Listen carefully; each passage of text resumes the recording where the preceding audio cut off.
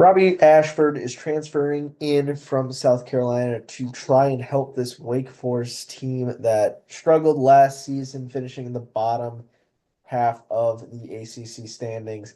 And this team is getting absolutely gutted, particularly in the wide receiver room, losing all of their top four wide receivers either to the transfer portal or to the NFL draft. This season is definitely going to be an interesting one, filled with a lot of young talent for this Demon Deacons team. But will that translate to an improvement of record? Taking a look at this schedule, you got two pretty easy non-conference games to start it off, but after that, really tough ACC schedule, as well as a matchup with Oregon State in the non-conference, and then one other pretty easy non-conference game towards the end of the season with Delaware. Overall, you got seven games at home, five on the road, and a schedule difficulty of 4.5 out of 10. Starting the season off against Kennesaw State, couldn't ask for a better game to start your season off, considering how bad Kennesaw State was last year, one of the worst teams in all of college football.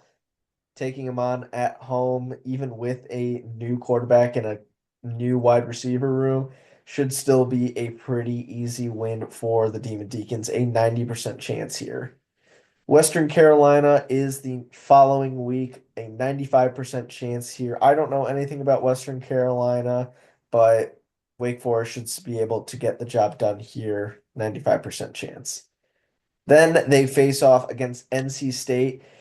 This could be a very interesting game or a game that gets out of hand really quick. NC State was very disappointing last season, but returning a lot of people from last year, including their freshman quarterback, CJ Bailey, after a pretty good freshman season, 17 touchdowns and 10 interceptions, along with just having a very young core around him.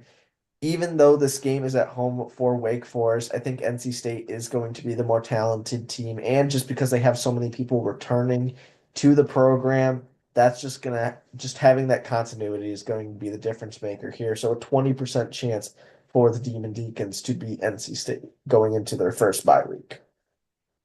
Yeah, and then after that bye week, got a pretty tough matchup here. It is at home, but facing Haynes King and Georgia Tech. This is a team that we are pretty high on, and I do think Georgia Tech is much more talented than Wake Forest. So really not much of a chance here, only about 20% for the Demon Deacons. Next week, they have a road trip to face Virginia Tech. Going to be a pretty tough game. Kyron Drones back at quarterback for the Hokies. And overall, Tech is just a more talented team than Wake Forest. So I really don't see Wake Forest competing much in that one, also about 20%.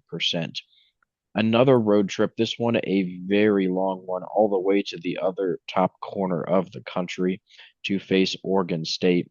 And the Beavers are bringing in Malik Murphy, who was a very solid quarterback for Duke last season, leading them to a 9-3 record. And I think Oregon State's going to be a really solid team. They utilize the portal well. They have a pretty easy schedule, and they should be able to defend their home field here against Wake Forest. About a 20% chance once again for Wake. Coming out of that last bye week, starting their last stretch of games, begins with SMU coming off of their college football playoff appearance, returning quarterback Kevin Jennings after a really great season after the first couple games, once he was really in control of the team. And SMU is likely to be in the same spot as they were last year, except now no one's going to be doubting them. I think, like I said, with Kevin Jennings returning, this offense is going to be just as good, if not better, than it was last year because now SMU has been using the transfer portal to build a better team defensively. If they can shut down some of the top teams in college football, particularly in the ACC, I think SMU can have a chance at making another run to the college football playoffs, especially in this ACC division or ACC conference. But compared to Wake Forest, it's just comparing apples and oranges. SMU is so much better than Wake Forest.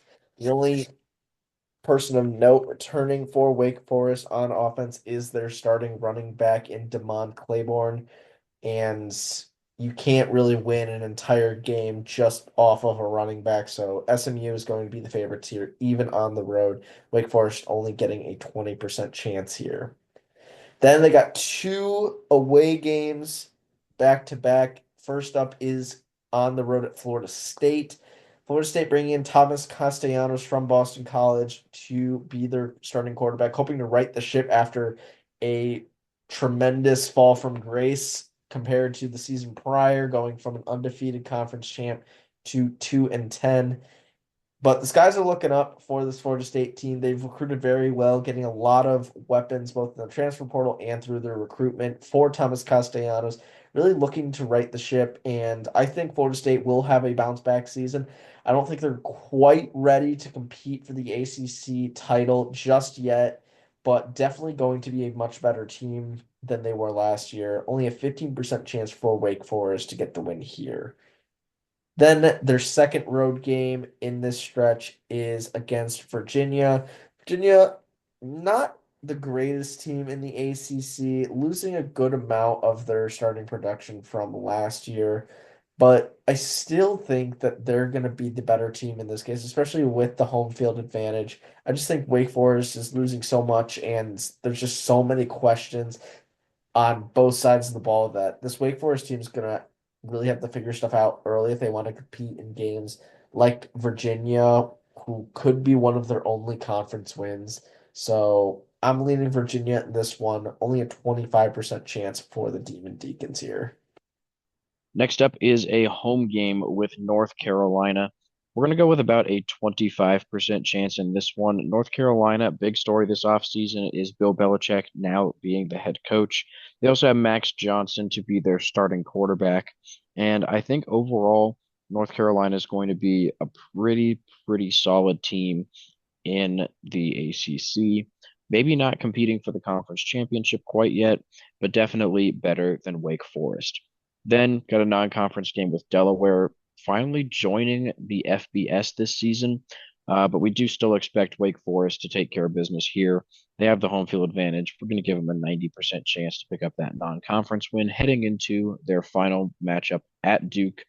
We're actually pretty high on Duke as well. Darian Mensah got a lot of money in the transfer portal to go from Tulane to Duke. And Duke has done very well the past few seasons with low expectations. First, it was Riley Leonard leading them to a solid season. Then it was Malik Murphy. We expect Duke to be a pretty good team once again. The fact that this is on the road certainly doesn't help out Wake Forest. Only a 15% chance to win this game.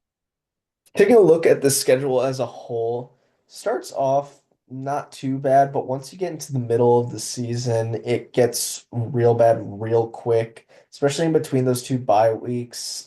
Those three games could be the turning point in the season. They don't even look remotely competitive against Georgia Tech, Virginia Tech, and Oregon State. This season's going downhill really quickly. I think at best, this team gets four, maybe five wins. I don't know where the fifth win would be, but the four wins could be Kennesaw State, Western Carolina, Delaware, and then maybe getting a win on the road against Virginia. Outside of that, I don't see this season being very successful for the Demon Deacons. Yeah, I think they're going to struggle quite a bit. Obviously, you got three pretty easy non-conference games. But other than that, I could see them maybe pulling off one upset somewhere. Um, maybe they pull off a crazy one at Oregon State, maybe at Virginia. You could get North Carolina or NC State at home, but overall, not super easy with the ACC teams that they got matched up against. So I'm thinking probably about 4-8. 2024, they also had a 4-8 record. Our win projection is going to be 4.55 wins based on all those percentages. However, we are going to predict 4-8 as our way too early record prediction. The over/under sitting at 4.5 right now, slightly favoring the over, but it's pretty even overall. So Vegas pretty close to us, and we are going to go ahead and stick with 4-8 for right now. So thank you guys for watching. Please make sure to like and subscribe, and we'll see you in our next video.